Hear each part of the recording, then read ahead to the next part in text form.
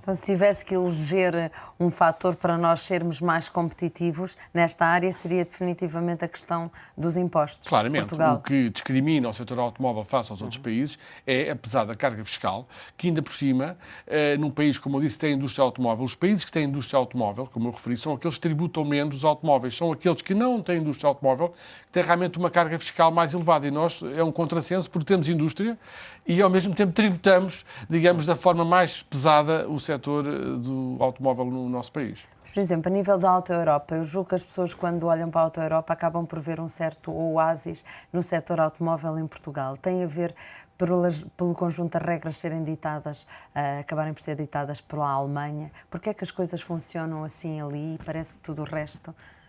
É um excelente exemplo, digamos, de uma fábrica no nosso país, portanto, é de facto uma grande indústria, tem largos milhares de trabalhadores, mas é um exemplo também, como disse bem, da organização, da produtividade, da forma como estimula os próprios trabalhadores, digamos, tudo é discutido internamente e eu penso por isso também é que é um exemplo e serve, digamos, de referência também em termos da indústria no nosso país, não é?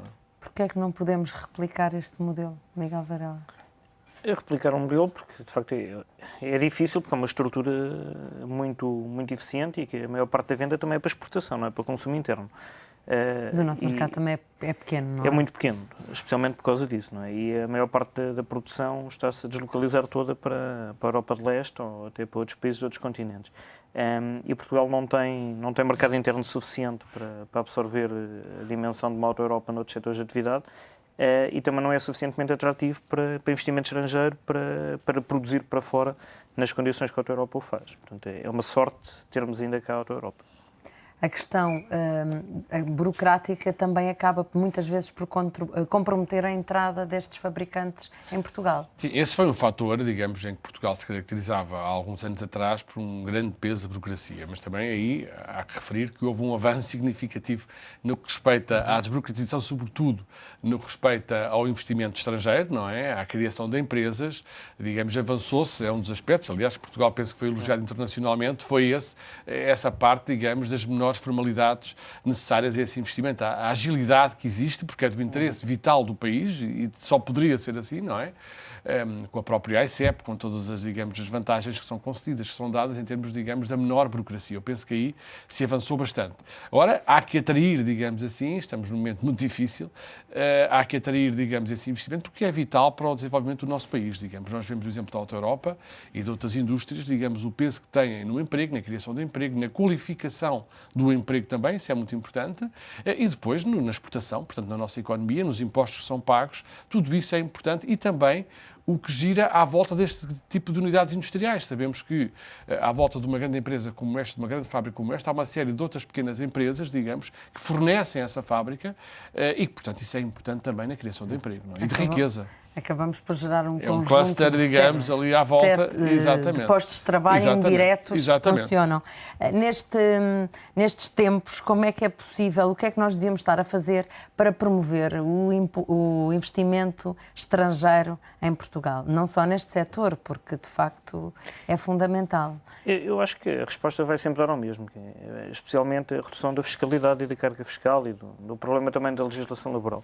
Os problemas são, qualquer que seja a discussão, qualquer que seja o setor de atividade, acho que vamos sempre a bater na mesma tecla. Quer dizer, o peso excessivo dos impostos, especialmente sobre a produção, sobre o consumo, e também a falta de flexibilidade que tem um pouco a legislação laboral em Portugal também, porque também não é nenhum incentivo para a estabilização de indústrias estrangeiras em Portugal. E é possível, com o próximo plano que seja montado, independentemente do governo que o vai executar e daquilo que temos que conter em termos de despesa, é possível avançar com esse plano? Ou deve ser feito? Bem, eu tenho fé que sim, quer dizer, tenho algum receio que não seja feito, mas gostava que realmente acontecesse, porque é uma medida inevitável, mais tarde ou mais cedo termos que ir por aí.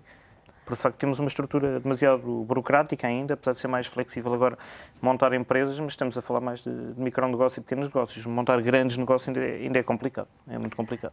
O Hélder Pedro costuma estar todos os dias a lidar com este setor. Há muitas empresas internacionais que às vezes batem com a porta por perceberem, independentemente de ter melhorado em alguns aspectos, como referiu, por perceberem que é difícil ter incentivos aqui e conseguirem instalar-se aqui. É possível, porque nós também temos que ver o seguinte, a evolução da própria Europa, ou seja, a evolução da Europa, o centro geográfico da Europa alterou-se bastante com a abertura a leste, ou seja, com os novos países membros, não é? Quando a União Europeia terminava ali na Alemanha, Portugal tinha, apesar de estar num dos extremos, havia uma outra centralidade da Europa, não é? E, portanto, quando se alarga, digamos, a leste, estamos ainda mais longe do centro da Europa e, portanto, o investimento estrangeiro é ainda mais difícil, digamos, essa captação. Portanto, eu penso que aqui o importante é realmente, ainda não demos passos suficientes, por exemplo, na forma como tributamos o lucro das empresas, vemos a resistência que a Irlanda está neste momento a fazer para alterar, enfim, a pressão que está a ter para alterar, para aumentar, digamos, o imposto sobre as empresas, e Portugal ainda nesse aspecto tem, digamos, um imposto muito elevado sobre o lucro das empresas, a tributação. Há outros fatores também, outros que têm um custo elevado, como por exemplo a própria eletricidade. Apesar, digamos, das evoluções que houve, os nossos associados fazem-nos constantemente também queixas nesse sentido, os elevados custos, digamos, da energia elétrica, que é fundamental em qualquer indústria, mas nesta em particular, e isso são tudo fatores, digamos assim, que por vezes condicionam esse investimento. E por outro, eu não deixo de o referir, este aspecto de continuarmos a aumentar impostos de uma forma perfeitamente inusitada e que isto surpreende muito, é curioso referir os responsáveis internacionais dessas empresas, que é o facto de se alterarem cada ano a fiscalidade, ou seja, é impossível de prever. Nós neste momento não sabemos quando chegarmos a outubro e vier, cada vez que recebemos uma proposta de Orçamento do Estado para o ano seguinte, podemos ter a maior das surpresas no respeito à fiscalidade, sem ter sido um aviso, digamos, ao setor, sem ter sido negociado. Portanto, todos os anos se mexe, se altera, se muda, e isso cria uma instabilidade também no próprio investidor. Não é? Um país que não dá, digamos, garantia de estabilidade sobre as regras de funcionamento, sobretudo aquilo que respeita a impostos, que é um aspecto muito importante, cria, digamos, nos investidores alguma incerteza. Era bom que se ultrapassasse, digamos, essa instabilidade que tem havido nos últimos anos. Isso acaba por ser importante também, independentemente do governo que venha, não é? Ou se calhar garantir-se que mesmo que haja mudanças, há aspectos que têm que ser estáveis no país para estimular investimento. As empresas têm que planear também, e para planear é preciso alguma estabilidade a nível daquilo que são as ações do governo. E este aumento realmente consecutivo de impostos em nada beneficia até o próprio Estado, não? Porque é contraproducente também estarmos a aumentar impostos, porque a receita fiscal vai diminuir com isso. Exatamente. Portanto, se baixarmos os impostos, se calhar é um estímulo à produção e ao consumo, e depois a receita pode aumentar com isso também. Portanto, acho que as coisas estão... E quando no outro dia ouvi o principal líder da oposição a dizer que o IVA ainda pode aumentar mais 2%, quer dizer, assustei-me bastante, porque acho que isto, de facto, não faz qualquer tipo de sentido. Não faz qualquer tipo de sentido. Será que se não se está a olhar para o todo, está-se a pegar nas variáveis? Está-se a olhar para o imediato, para a necessidade de liquidez, para a necessidade de financiamento que o Estado está a sentir, mas temos que começar a pensar estrategicamente e a longo prazo, senão vai ser muito complicado sairmos deste ciclo de crise. A ACAP tem calculado ou já houve algum estudo nesse sentido? Nunca é fácil suportar mais impostos, mas quais seriam as consequências de um potencial novo aumento de IVA no setor? Pois, nós nem queremos imaginar, digamos, que no nível de impostos em que estamos, que haja qualquer agravamento de impostos, até porque é contraproducente, porque baixa imediatamente, digamos, a procura e há uma menor receita, como já aconteceu no passado recente. Portanto, nós nem sequer imaginamos a situação. Ora, a questão do IVA é uma questão para nós delicada, porque não só pelo peso que tem, como também o IVA incide sobre o imposto especial, que é o imposto sobre veículos, o ISV, não é? Este governo, no ano passado, pediu uma alteração legislativa à Assembleia para alterar a situação, mas deixou caducar essa alteração legislativa sem fazer qualquer alteração, porque Bruxelas, supostamente, já não estará a pressionar tanto o governo para retirar o IVA sobre o ISV, ser só sobre o preço base, como acontece em toda a economia.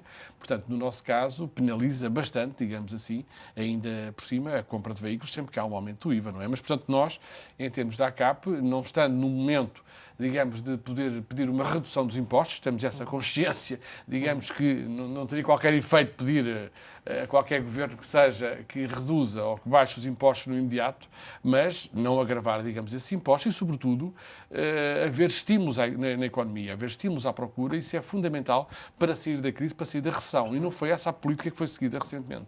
E essa alteração legislativa, vocês vão voltar a recordá-la agora após as eleições ou o governo que venha a tomar posse? Como é óbvio, ou até antes das eleições, portanto, o nosso papel como associação que representa o setor é exatamente falar com os vários parceiros, neste caso os partidos políticos, até antes, digamos, das eleições, quando estão a fazer agora, irão fazer os seus programas eleitorais, está no objetivo, aliás, agora da ACAP, ter encontros com os partidos, portanto, tentar que nos programas eleitorais, digamos assim, haja esse tipo de situação, como, por exemplo, o IVA deixar de incidir sobre o ISV, mas falar sobre a situação do setor e depois, quando houver um governo, logicamente, a todo momento esperamos falar com o novo governo para saber o que é que vai ser o orçamento para 2012 e também, digamos, o que é que este ano ainda poderá ser feito em termos fiscais. As quebras a nível dos ligeiros são acentuadas, depois a nível dos outros também se verifica isso? Também, quer dizer, nos comerciais ligeiros a mesma situação, porque de facto não há investimento, as empresas não investem, os pesados estão numa situação de letargia já há vários anos, portanto já antes da recessão de 2009 o setor dos pesados teve uma queda acentuada e, portanto, não se perspectiva que haja aqui uma retoma, mas, portanto, a crise afeta não só os ligeiros passageiros, como também os comerciais ligeiros.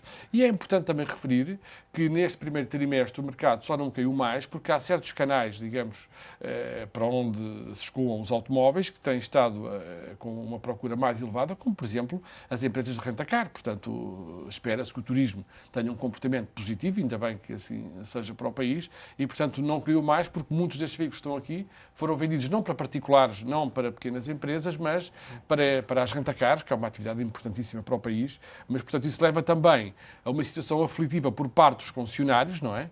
Por parte das PMEs, que, de facto, neste momento são numa situação de paragem total da procura, não é? Neste primeiro trimestre. E se isto continuar, será muito difícil, digamos, essa sobrevivência também dessas empresas. Essa é a grande preocupação da ACAP neste momento. Muito bem, já voltamos à conversa. Vamos fazer aqui uma breve pausa. Uma curta paragem nesta Comissão Executiva. Estamos a falar do setor automóvel. Voltamos já. Volte connosco.